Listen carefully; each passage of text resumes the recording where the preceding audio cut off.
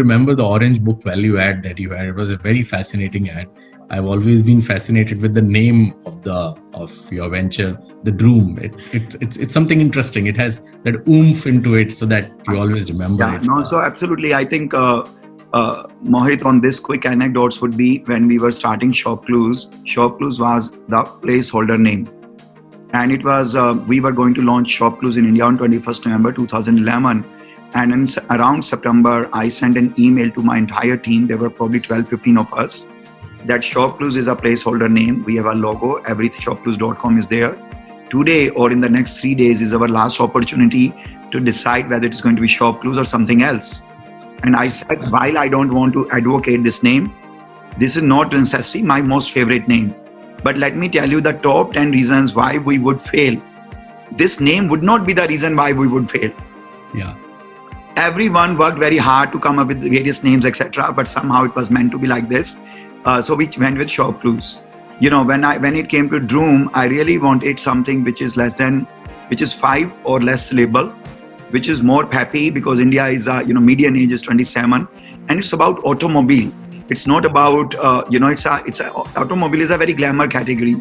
So we came up with that word Droom, and one day someone asked me that, do you know Dutch? I said no. He said, then how did you name it Droom? I said, what do you mean? So the gentleman told me that Droom is Dutch for dream. Oh, lovely. But for me, Droom, how the name came, Droom is, in the beginning you mentioned about vroom, which is sound of the engine, and buying a vehicle for Indian youth is like dream come true. Yeah. So we kind of made dream and the sound vroom as combined together as Droom. That's how the name came. I'm sure, Sandeep, you must be giving a lot of tough time to your marketing and thinking people in your organization. You yourself, you're pretty creative. It took me close to a few hours to finish this book. And usually I make my notes in the book when I like it. And Sandeep, while I was reading it, I actually skipped one of my meals. I thought, let me finish the book first. It is actually a story of middle class, small town dreamers, I must say. And this is a story about me. This is a story about everyone. So I have an intrinsic desire. Sandeep, was it always the fame, the money you wanted to prove to someone, or you wanted to create something? Because that's a very common question everyone asks to an entrepreneur. So what was that intrinsic factor that kept you going? Yeah. See, I think, Mohit, I think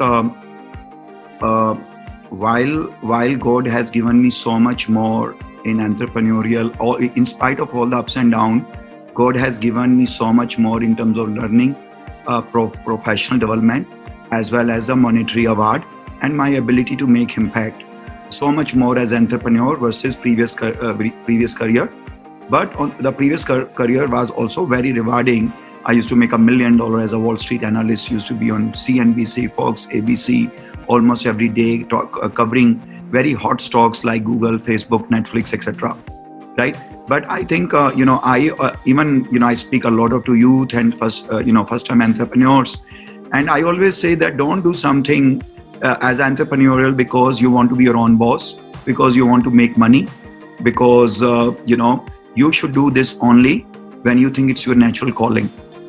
When you can identify a problem which others sees as a size of dirt or pebble, but you see that as a rock or mountain, right? So moon is a moon, and it has, it looks like a light, some round object. But someone who has researched it very closely will tell you where are craters, where is a frozen nitrogen, and so on. So if you find yourself uniquely qualified to identify an opportunity or a problem or a friction, and you reach to a stage where you say that the regret of not doing this will be bigger than anything I give up, I think that day you have already hit the home run. It's just a matter of timing when from any lens you will be called successful or you will make it, right? So I think somehow, and what is that? It is probably the feeling of creating a legacy, a feeling of creating an impact, right? I was a Wall Street analyst. I had no plan to be back in India. Make my trip went public. I came to India, met Deep Kalra, many other internet companies. There were a handful that time. On my way back, I was very, that time e-commerce was 17-year-old industry. And I realized that for all practical purpose, e-commerce is new for India versus 17-year-old in United States. but it is now ready for prime time. I saw so many of elements. And then my belief was the Walmart of India is not going to be Walmart Corporation as a metaphor. It's going to be an online company. And that online company is going to be a marketplace, not an inventory-led model. And that time, all other 34 e-commerce companies were inventory-led model. So I thought, where in the life you find an opportunity before you die, you can see one category where you can be a category leader. So I reached to a stage where I said, the regret of not doing ShopClues, which could be Walmart of India, could be bigger than anything I gave up. And that's how it all started. And once that is connected, then honestly, you don't really even care whether you'll make money, whether you'll have fame, whether you'll have success. You are now driven very strongly by a cause or a very undying desire to make an impact. Perfect. And I think while we were talking about the small town places, a very close friend of ours, he comes from Udaipur, Girish Trivedi. He's a consultant, he's a partner for this session with us as well. Girish has a very pertinent question, which actually defines that failure is a part of the overall recipe that we cook and we call ourselves as an entrepreneurs. He's asking, what is inspiring human story? That's what he's mentioned to you. It's a compliment. What is your advice for entrepreneurs who want to restart? What are the 3-5 things they should do? Because you mentioned about the 52 ideas, but there must be some recipe, there must be some process of restarting again. What would those be 2 to 3 steps that you would like to mention? Sure, Mohit. I think that's a very nice question. Look, I don't think, I wish this was only science. And if it was science, I'm sure it would have been taught so many places. And people who have read the most would have probably nailed it the most also. So it is both art and science and many other things. But one thing I would say is that, one is that it takes 6 to 8 years to create a world-class company, right? I would say minimum 1,000 iterations and 1,000 mistakes and 10,000 iterations make something ready for prime time. Again, I have not done like a research like Malcolm Gladwell outlier, which says 10,000 hours take you to somewhere. I'm not saying that way, but all I'm saying is a lot of people they give up quite early. But if wherever you are digging, there's a gold. Sometime you may stop at 800 feet down the ground, but maybe the gold is at 1100 feet. Sometime maybe you're digging at a place where there's no gold, but just 10 feet away from there's a gold. So one is, keep in mind, it takes 6 to 8 years to create a world-class company. Second, the power of prototype. Every day you get better, right? Getting better and evolution is not same as pivoting, right? It is like, your horizon, your vision, and your way of thinking evolves. And if you are deeply involved, 24/7, you are actually prototyping in your own mind, right? Third is, please keep in mind in entrepreneurship, nothing is straight line. It's like Murphy law on steroid. Yeah. Anything which can go wrong will go wrong. And while some of the things which we discussed today, but there are thousands more I can discuss, right? So it's not like that everything, right? So that is another thing. Another thing I would say is the 3 things in startup, in my view, are always very, very difficult, and nobody has trained you, right? One is raising capital. Second is teaming up with the right person. Third is thinking about the organizational structure at various stages of the business. These are the 3 things after $2 billion plus companies. Mohit, I would say I even struggle today, right? I spent a decade on Wall Street, very rewarding, covered almost every hottest internet company on earth. But, fundraising is a steep discipline, right? Teaming up with the right person is almost like you have to kiss a lot of frogs before you find your prince, right? And then you are not looking for one prince, you are looking for hundreds of them, right? And then organization structure, like Mohit, we all take birth with all the organs, from eyes to hands and everything. And there's a function for each one of them, right? Creating company is also like creating a human body. But different time, different organs will have different role. To some extent, it is true for human body also. that when I'm sleeping, I'm not talking. Hopefully, I'm not talking or not walking, right? And not walking, right? Similarly, in a company, the different departments, different team have different role to play. And what makes it more difficult is at different stages, what role they will play. Not only that, how they will play also matters. So anyhow, see, Mohit, unfortunately, the list is very long, but I would only say the three things difficult ones are raising capital, team, and org structure. Then another, I would say, is take a long-term approach. Another is always believe in power, prototype. If you look at any Bollywood actor, top actor making 600 crore rupees a year, when you see their first movie, you'll say, seriously, someone gave them even a lead actor role. But how over time they became finer and finer and better and better. Today, you would pay 1.5 lakh rupees for iPhone 12, but people paid the same money for iPhone 1. And today you see it and you'll say, seriously, someone even bought this phone. Right? This is how the things get better. Beyond that, as they say, two things more, which is right, old Wall Street saying. One is it is better to be lucky than smart. So a lot of time it's not about you, it's about market timing and so many other things. So don't internalize. Your job is to try and keep on trying. And second one is, please always remember, fortune follows the brave.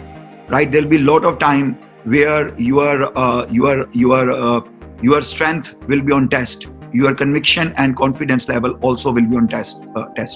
And in fact, you have very beautifully mentioned in your book, I guess, you have mentioned that if you have something unique, people will flock around you. And that's exactly, I think, in other words, you're saying that you have to keep going. You cannot challenge your destiny. You have to just keep working hard and keep building your ideas, prototype it. And your book has a very beautiful, in fact, that's on the back cover as well. You have made a kite, and that's the philosophy of your life, which is about a kite. How do you relate everyone's life to a kite? Why this philosophy? What does a kite signify to you, Sandeep? See, Mohit, as a human being, we are lot of time, as you mentioned, we can be in a situation called why me, why this, why now.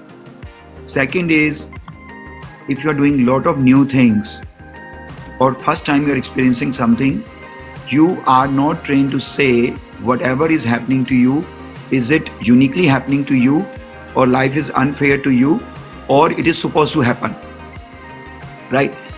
So these are the two places where something goes wrong and you are right.